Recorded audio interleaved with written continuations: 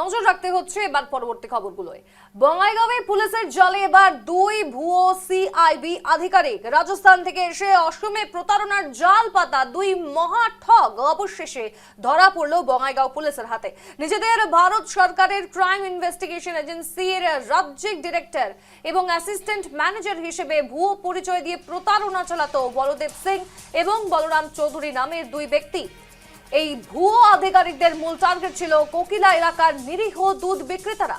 সিআইবির ভয় দেখিয়ে তারা লাগাতার লুঠত রাজ চালিয়ে যাচ্ছিল, তবে শেষ রক্ষা হলো না। পুলিশের তৎপরতায় অবশেষে ফাঁস হলো তাদের আসল পরিচয়। পুলিশের এই বড় সড় অভিযানে দুই প্রতারকের কাছ থেকে বাজেয়াপ্ত করা হয়েছে বেশ কিছু সামগ্রী। দুটি বিলাসবহুল গাড়ি, 4টি মোবাইল ফোন, ভুয়ো পরিচয়পত্র এবং বেশ কয়েকটি এটিএম কার্ড বাজেয়াপ্ত করেছে পুলিশ।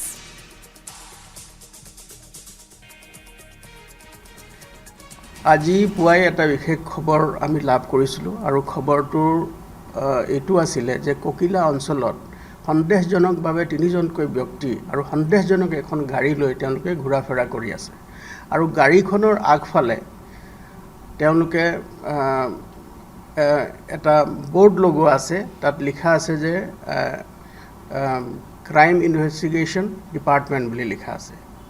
ক্ৰাইম ইনভেষ্টিগেশ্যন ডিপাৰ্টমেণ্ট বুলি লিখা আছে আৰু তাত লিখা আছে যে গভৰ্ণমেণ্ট অফ ইণ্ডিয়া বুলি লিখা আছে।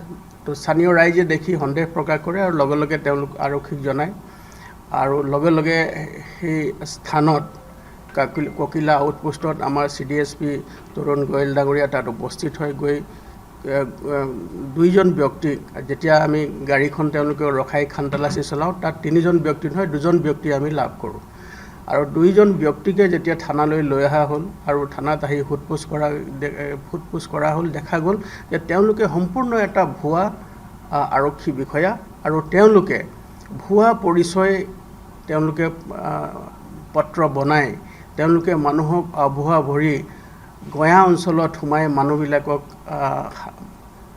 আৰ্থিকভাৱে তেওঁলোকে শোষণ কৰাৰ তেওঁলোকৰ এই পৰিকল্পনা তেওঁলোকে আছিলে আৰু বৰ্তমান আমি অনুসন্ধান কৰি আছোঁ।